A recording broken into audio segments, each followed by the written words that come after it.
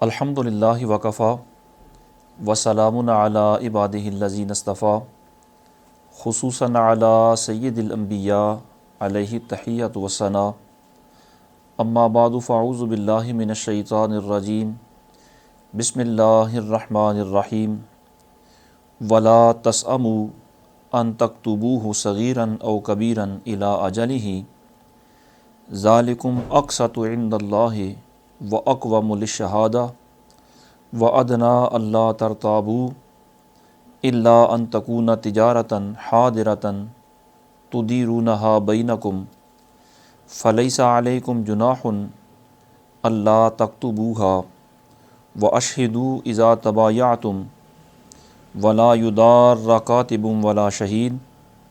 وَإِن تَفْعَلُوا فَإِنَّهُ فُسُوقٌ بِكُمْ واتقوا اللہ ویعلمکم اللہ واللہ بکل شیء علیم صدق اللہ مولانا العظیم۔ بعد از حمد و ثنا سورہ بقرہ کی 282 نمبر آیت مبارکہ کا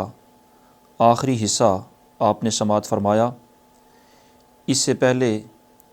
اسی آیت مبارکہ میں جو مضمون بیان ہوا وہ ذہن نشین فرما لیں۔ اللہ رب العالمین نے اس سے پہلے یہ حکم دیا کہ جب تم کوئی لین دین کا معاملہ ادھار کرو تو اسے لکھ لیا کرو، اور لکھنے میں وہ بندہ لکھوانا اس کے ذمے ہے جس پر حق آتا ہے، جو دیندار ہے، اور اگر وہ خود نہیں لکھوا سکتا تو اس کی طرف سے اس کا کوئی نمائندہ لکھوا دے، اور اپنے اس ادھار کے معاملہ پر گواہ بھی بنا لیا کرو، اور گواہ 2 مرد ہونے چاہیے، اور اگر 2 مرد میسر نہ ہوں تو 1 مرد اور 2 عورتیں گواہ بنا لو۔ اور گواہوں پر بھی یہ لازم ہے کہ جب انہیں گواہی کے لیے بلایا جائے تو وہ گواہی کے لیے آئیں۔ اب جو آیت مبارکہ کا حصہ آپ نے سماعت فرمایا، اس میں مالک کریم ارشاد فرماتا ہے، اور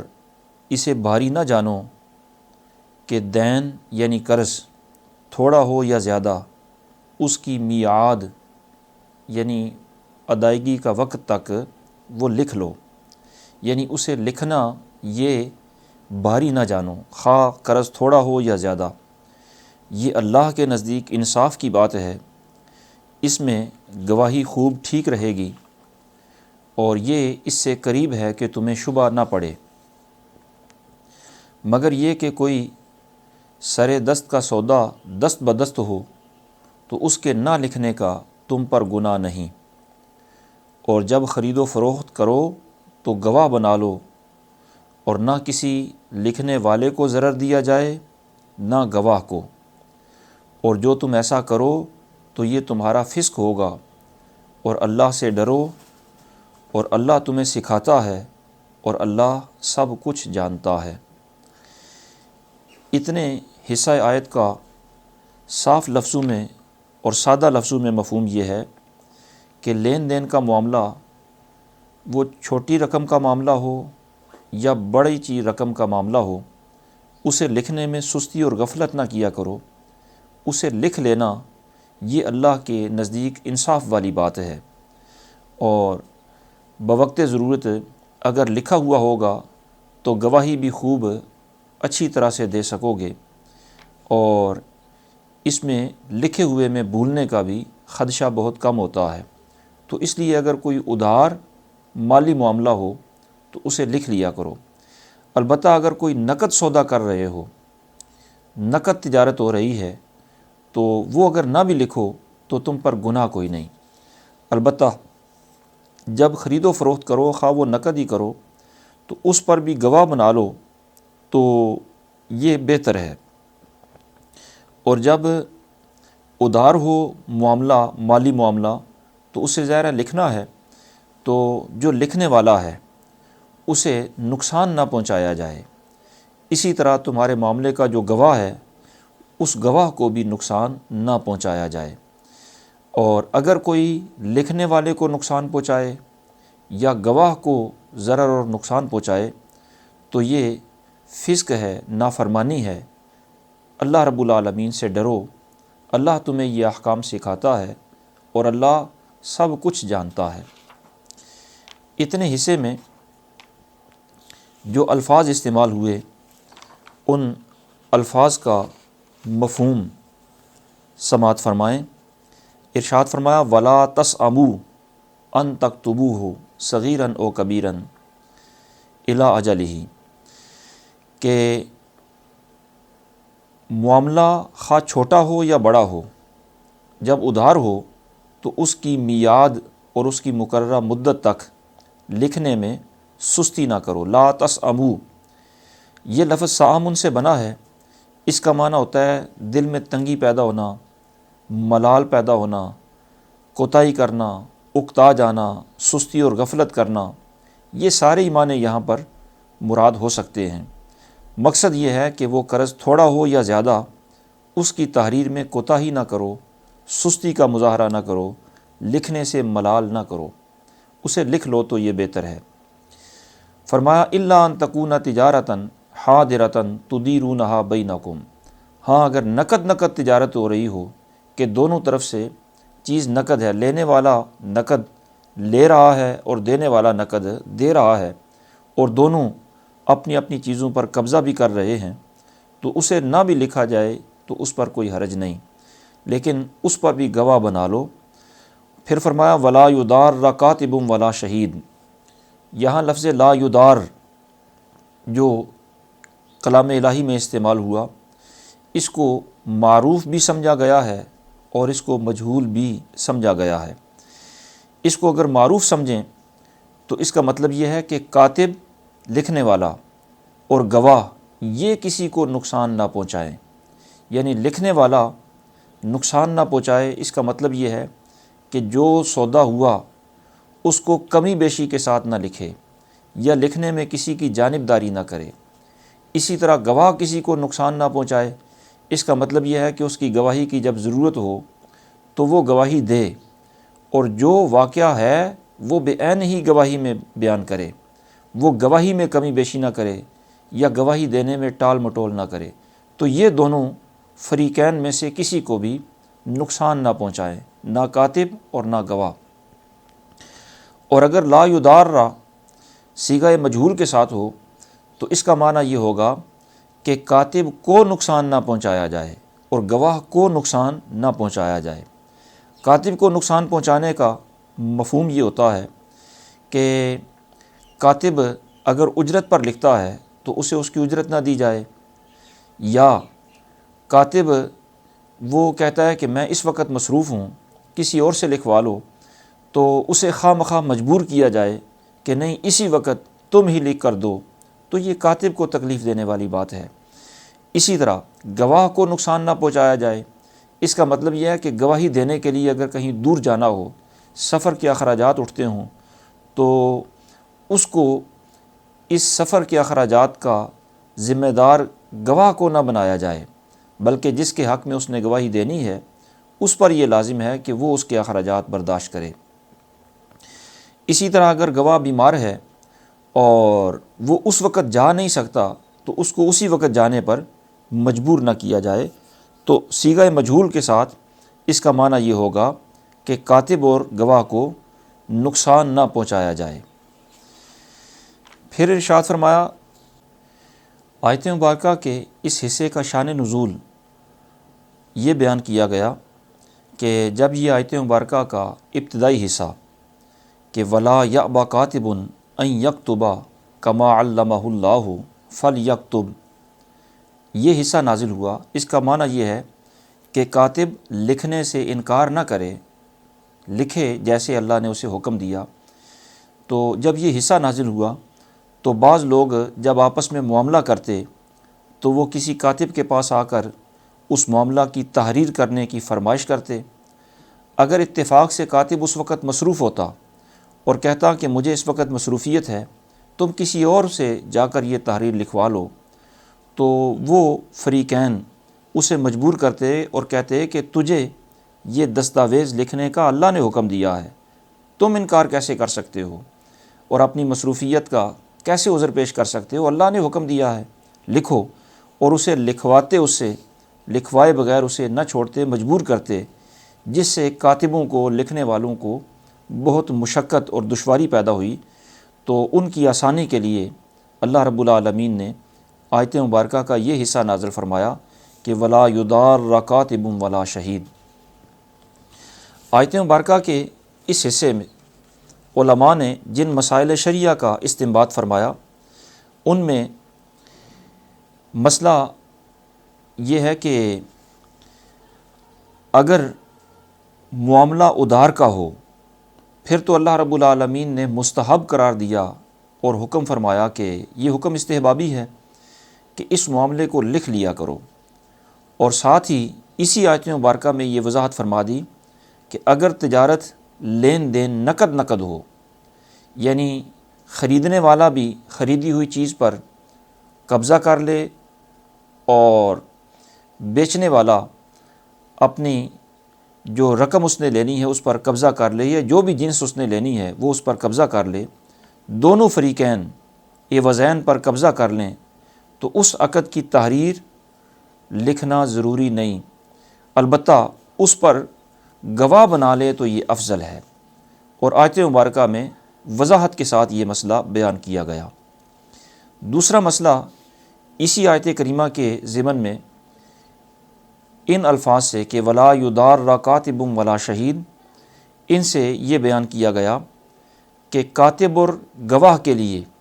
یہ لازم ہے کہ وہ کسی کا نقصان نہ کریں فریقین میں سے، یعنی کاتب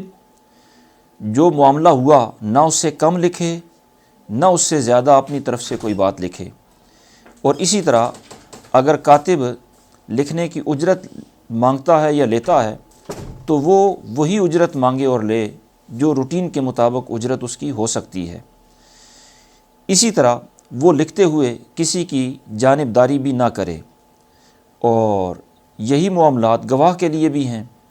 کہ گواہ کسی کا نقصان نہ کرے، کسی کو تکلیف نہ پہنچائے، اور جس طرح ان پر یہ لازم ہے کہ وہ فریقین کو تکلیف نہ پہنچائیں، اسی طرح فریقین پر بھی یہ لازم ہے کہ وہ کاتب اور گواہ کا نقصان نہ کریں، یعنی کاتب کو اجرت ہی نہ دیں اور گواہ کو سفر کا خرچہ ہی نہ دیں، یا گواہ نے اگر اپنا کاروبار دکان وغیرہ بند کر کے جانی ہے تو اسے اگر نقصان ہوتا ہے اور وہ یہ نقصان خود برداشت نہیں کر سکتا تو اس کے نقصان کی تلافی بھی نہ کریں۔ تو اس آیت مبارکہ میں واضح طور پر یہ بیان فرما دیا کہ نہ کاتب اور گواہ کسی کا نقصان کریں اور نہ ہی فریقین کاتب اور گواہ کو تکلیف پہنچائیں، ان کا نقصان کریں۔ اسی آیت کے اس حصے کے ضمن میں مفسرین نے یہ مسئلہ بھی بیان فرمایا کہ جس طرح یہ تجارت کے معاملات ادھار ہوں تو انہیں لکھ لینا یہ مستحب ہے، اسی طرح باقی جتنے معاملات مالی ہیں، مثلا مہر مؤجل ہے، ادھار مہر رکھا گیا، یا عقد اجارہ ہے، یا بدل صلح ہے، یعنی اگر کوئی تنازع پیدا ہو گیا اور اس تنازع کی صلح کسی مال پر ہو رہی ہے کہ اتنا مال دیں گے تو صلح ہو جائے گی، وہ جو مال ہے وہ بدل صلح ہے، اس کو لکھ لینا۔ اسی طرح عقد خلا، قتل عمد کی دیت اور بدل کتابت وغیرہ جتنے بھی قرض ہوتے ہیں، مالی معاملات ہوتے ہیں، وہ سارے کے سارے اس حکم میں تجارتی قرض کی طرح ہیں، یعنی ان پر بھی گواہ بنا لینا بھی افضل ہے اور انہیں لکھ لینا بھی افضل اور مستحب ہے، بلکہ جس طرح تجارتی قرض کے بدلے رہن لیا جاتا ہے، اس کے بدلے میں بھی اگر رہن لے لیا جائے تو اس میں بھی کوئی حرج نہیں، بلکہ یہ افضل ہے۔ اور اسی آیت مبارکہ کے اس حصے کے ضمن میں مفسرین نے یہ وضاحت بھی فرمائی کہ جو مال ہوتا ہے یہ فی نفس ہی بذات ہی محمود ہوتا ہے، بشرطے کہ جائز ذریعے سے حاصل کیا گیا ہو اور جائز امور پر اور مصارف پر خرچ کیا جائے، اس لیے کہ یہ مال کی پسندیدگی ہی ہے جس کی وجہ سے اللہ رب العالمین نے اس کی حفاظت کا اتنا زیادہ اہتمام کرنے کا حکم دیا گیا۔ یہ جو مالی معاملات کو لکھ لینا، ان پر گواہ بنا لینا، بلکہ مالی معاملات میں رہن کے جو مسائل ہیں وہ سارے کے سارے اس لیے ہیں کہ مال کی حفاظت ہو سکے۔ اگر مال شریعت کی نظر میں پسندیدہ اور محمود نہ ہوتا تو اس کی حفاظت کا اتنا اہتمام کرنے کا اللہ کریم حکم نہ دیتا۔ مال کی پسندیدگی کی وجہ سے ہی اس کی حفاظت کا حکم دیا گیا، بلکہ قرآن مجید فرقان حمید نے متعدد مقامات پر مال کو لفظ خیر یعنی بھلائی سے، اچھائی سے تعبیر فرمایا۔ سورہ بقرہ کی 180 نمبر آیت مبارکہ میں ارشاد باری تعالیٰ ہے، کتب علیکم اذا حضر احدکم الموت ان ترک خیرا الوصیۃ للوالدین والاقربین بالمعروف حقا علی المتقین، کہ تم پر فرض ہوا کہ جب تم میں سے کسی کو موت آئے کچھ مال چھوڑے، تو یہاں پر خیر کہا گیا مال کو۔ اسی طرح سورہ جمعہ کی 10ویں آیت مبارکہ میں مال کو اللہ کا فضل کہا گیا۔ ارشاد باری تعالیٰ ہے، فَإِذَا قُضِيَتِ الصَّلَاةُ فَانتَشِرُوا فِي الْأَرْضِ وَابْتَغُوا مِنْ فَضْلِ اللَّهِ وَاذْكُرُوا اللَّهَ كَثِيرًا لَعَلَّكُمْ تُفْلِحُونَ، کہ جب جمعہ کی نماز ہو چکے تو زمین میں پھیل جاؤ اور اللہ کا فضل تلاش کرو، یعنی حصول رزق حلال کی کوشش کرو اور اللہ کو یاد کرو، اس امید پر کہ فلاح پا جاؤ۔ تو یہ مال پسندیدہ ہے، اسی لیے اللہ رب العالمین نے اسے خیر بھی فرمایا، اسے اپنا فضل بھی قرار دیا۔ تو جب یہ اتنی شریعت میں پسندیدہ چیز ہے تو اس کی حفاظت کا اہتمام بھی اتنا ہی ضروری ہے۔ اسے خواہ مخواہ عیاشیوں پر اڑا دینا یا مال جان بوجھ کر ہلاکت کی جگہوں میں رکھ چھوڑنا اور اسے خواہ مخواہ ضائع کرنا، یہ شریعت کے اندر سخت ناپسندیدہ ہے۔ اس کی حفاظت مطلوب ہے، بلکہ اتنی حفاظت مطلوب ہے کہ مالک کریم کے محبوب علیہ الصلاۃ والسلام ارشاد فرماتے ہیں، من قتل دون مالہ فہو شہید،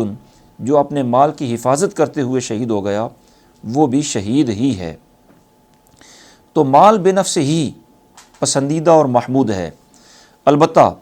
اگر ناجائز ذرائع سے حاصل کیا ہو، یعنی غصب کر کے، ملاوٹ کر کے، سود کے ذریعے، جوئے کے ذریعے، رشوت کے ذریعے، حرام تجارت کے ذریعے، جھوٹ بول کر، استحصال کر کے، کسی بھی حرام ذریعے سے مال حاصل کیا ہو تو وہ بھی مذموم ہے۔ اور اگر مال حاصل تو حلال ذریعے سے کیا لیکن حرام چیزوں پر، حرام کاموں پر، ناجائز مصارف پر خرچ کرتا ہے تو وہ مال بھی مذموم ہے۔ اور وہ مال بھی مذموم ہے کہ جس جگہ پر شریعت نے خرچ کرنے کا حکم دیا اس میں بخل کرے، خرچ ہی نہ کرے، تو اسے بچا بچا کے وہاں سے رکھے، یہ بھی مال مذموم ہوتا ہے۔ اس کی بھی قرآن مجید نے مذمت بیان فرمائی ہے۔ ارشاد فرمایا، الذی جمع مالا وعددا یحسب ان مالہ اخلدا، کہ یہ جو مال جوڑ جوڑ کے اور گن گن کے رکھتا ہے، کیا یہ سمجھتا ہے کہ اس کا مال اسے دنیا میں ہمیشہ رکھے گا؟ اس لیے نہ اسے بچا کے رکھو اور نہ ہی شریعت کے بیان کردہ مصارف کے علاوہ ناجائز امور پر خرچ کرو۔ اسی آیت کریمہ کے ضمن میں مفسرین نے یہ مسئلہ بھی بیان فرمایا کہ اس آیت کریمہ کا اسلوب بڑا عجیب انداز میں اللہ رب العالمین نے رکھا ہے۔ مال کی حفاظت فرض قرار دی گئی اور بربادی سے اسے بچانا بھی فرض قرار دیا گیا، اور دیگر جو عبادات ہیں ان کے احکام بھی قرآن مجید نے بیان فرمائے، لیکن مالی معاملات کے متعلق قرآن مجید کی یہ سب سے بڑی آیت مبارکہ ہے جس میں صرف مالی معاملات کا ذکر کیا گیا۔ تو اس کی فرضیت کی حساسیت اور اہمیت کا آپ اندازہ کر سکتے ہیں کہ یہ کتنا اہم فرض ہے کہ باقی معاملات، احکام، عبادات کے معاملات، ان کے احکام بھی تفصیل سے ہی بیان فرمائے، لیکن ان کی تفصیل اس قدر وضاحت کے ساتھ بیان فرمائی کہ ایک ایک حکم کو دو دو تین تین بار اس آیت مبارکہ میں دہرایا گیا۔ مثلا مال کی حفاظت کے لیے پہلے حکم ہوا فَاكْتُبُوهُ، کہ اگر قرض کسی کو دیا ہے تو اسے لکھ لو۔ پھر حکم الہی ہوا وَلْيَكْتُبْ بَيْنَكُمْ كَاتِبٌ، چاہیے کہ تمہارے درمیان کوئی تیسرا بندہ بھی ہو جو لکھنے والا ہو۔ پھر حکم ہوا ولا یأب کاتب ان یکتبا، کہ کاتب بھی لکھنے سے انکار نہ کرے۔ پھر فرمایا فل یکتب، اسے لکھ دینا چاہیے۔ تو بار بار 4 دفعہ ایک ہی حکم لکھنے کا یہاں ارشاد ہوا۔ پھر فرمایا وَلْيُمْلِلِ الَّذِي عَلَيْهِ الْحَقُّ، کہ جس پر حق آتا ہے یعنی مقروض وہ لکھواتا جائے۔ پھر فرمایا وَلْيَتَّقِ اللَّهَ رَبَّهُ، کہ لکھوانے میں اپنے رب سے ڈرے، جو اللہ رب العالمین سے ڈرے جو اس کا رب ہے۔ پھر فرمایا وَلَا يَبْخَسْ مِنْهُ شَيْئًا، کہ جو معاملہ ہوا ہے وہ سارے کا سارا لکھوائے، اس میں کوئی چیز باقی نہ چھوڑے۔ اور پھر فرمایا کہ اگر مقروض کسی وجہ سے لکھوا نہ سکے تو فَلْيُمْلِلْ وَلِيُّهُ بِالْعَدْلِ، اس کا ولی، اس کا نمائندہ انصاف کے ساتھ لکھوائے۔ اور معاملہ کو پختہ کرنے اور اسے ضائع ہونے سے بچانے کے لیے ارشاد فرمایا کہ یہ مالی معاملہ ہے، اس کی حفاظت فرض ہے، موقع کے گواہ بھی منا لو۔ وَاسْتَشْهِدُوا شَهِيدَيْنِ مِن رِجَالِكُمْ، پھر فرمایا کہ جب گواہوں کو تنازع کی صورت میں رفع تنازع کے لیے بلایا جائے تو وہ آنے سے گریز نہ کریں۔ وَلَا يَأْبَ الشُّهَدَاءُ إِذَا مَا دُعُوا، اور پھر اسی بات کو مزید تاکید کے ساتھ بیان فرمایا کہ لا تَسْأَبُوا أَن تَكْتُبُوهُ صَغِيرًا أَوْ كَبِيرًا إِلَىٰ أَجَلِهِ، کہ لکھنے میں سستی نہ کرنا۔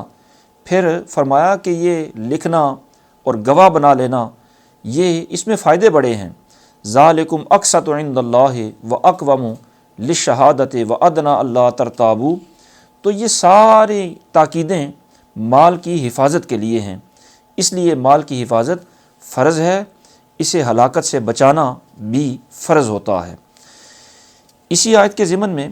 مفسرین نے یہ مسئلہ بھی بیان فرمایا کہ قرآن مجید یہاں ارشاد فرما رہا ہے ذالکم اقسط عند اللہ واقوم للشہادۃ وادنی الا ترتابوا، کہ یہ جتنے احکام ہیں یہ اللہ کے نزدیک زیادہ انصاف کی بات ہے، اس میں گواہی بھی خوب اچھی رہے گی، اور یہ اس سے بھی زیادہ قریب ہے کہ تمہیں شک بھی نہ پڑے، شبہ بھی نہ پڑے، یعنی لکھ لو تو یہ لکھ لینا اللہ کے ہاں بھی انصاف کی بات ہے، اس سے گواہی میں بھی کوئی بھول چوک نہیں ہوگی اور شک و شبہ میں بھی مبتلا نہیں ہوگے۔ تو یہ ترتیب یہ بیان کر رہی ہے کہ گواہی خوب ٹھہرے گی، یہ بھی ظاہر ہے عدالت میں ہوگا، اور شک و شبہ میں بھی تم نہیں پڑو گے لکھ لینے سے، یہ بھی ظاہر ہے دنیاوی معاملات میں ہوگا۔ دنیاوی معاملات کا ذکر مالک کریم نے بعد میں فرمایا، اور اقسط عند اللہ، اپنے ہاں اس کو زیادہ انصاف والی بات یہ پہلے ارشاد فرمایا۔ تو اس سے علماء نے ترتیب سے یہ مسئلہ اخذ فرمایا کہ جب دین اور دنیا کے معاملات درپیش ہوں تو دین کے معاملے کو ترجیح دی جائے گی۔ یہی وجہ ہے کہ تحریر کے معاملہ کے فوائد بیان کرتے ہوئے اللہ رب العالمین نے دینی معاملے کو مقدم رکھا ہے اور دنیاوی معاملے کو مالک کریم نے بعد میں ذکر فرمایا ہے۔ اور اسی آیت کریمہ کے ضمن میں مفسرین نے یہ مسئلہ بھی بیان فرمایا کہ رب العالمین اس آیت میں چونکہ ارشاد فرما رہا ہے کہ یہ تمہارے لیے بہتر ہے، اور اس کے ساتھ ہی فرمایا کہ اس میں آخرت کے تمہارے لیے نفع بھی ہے، تو اس سے علماء نے یہ مسئلہ بیان فرمایا کہ جو آخرت کی اصلاح ہوتی ہے۔ اسی آیت کے ضمن میں علماء نے یہ مسئلہ بھی بیان فرمایا کہ آخرت کی اصلاح بھی تبھی ہوتی ہے، یعنی آخرت کی کامیابی بھی تبھی ملتی ہے جب بندہ اپنے دنیاوی معاملات کی اصلاح کرے۔ اگر دنیاوی معاملات اللہ رب العالمین کے احکام کے مطابق سنور جائیں تو آخرت سنور جانے کی قوی امید ہوتی ہے۔ اس آیت مبارکہ میں دنیاوی معاملات جو ہیں، مثلا لین دین کے معاملات، ان کی اصلاح کے لیے، ان کی بہتری کے لیے کتنے حکم دیے گئے کہ وہ گواہ بنا لو، لکھ لو۔ تو یہ سارے احکام اس لیے ہیں کہ دنیاوی معاملات میں نکھار پیدا ہو تاکہ آخرت بہتر ہو جائے۔ اور اسی آیت مبارکہ کے آخر میں رب العالمین ارشاد فرماتا ہے واتقوا اللہ ویعلمکم اللہ واللہ بکل شیء علیم، کہ اللہ سے ڈرو اور اللہ تمہیں سکھاتا ہے اور اللہ سب کچھ جانتا ہے۔ اس کا مطلب یہ ہے کہ پہلے فرمایا اللہ سے ڈرو، پھر فرمایا کہ اللہ تمہیں سکھاتا ہے۔ اس کا مطلب یہ ہوا کہ جو بندہ اللہ سے ڈرے، تقوی اختیار کرے، اسے اللہ رب العالمین علم عطا فرماتا ہے اور وہ علم نافع ہوتا ہے۔ یعنی تقوی اختیار کرنا علم نافع کے مزید ملنے کا سبب ہوتا ہے۔ دعا ہے اللہ رب العالمین انہی کلمات کو شرف قبولیت عطا فرمائے۔ وما توفیقی الا باللہ العلی العظیم۔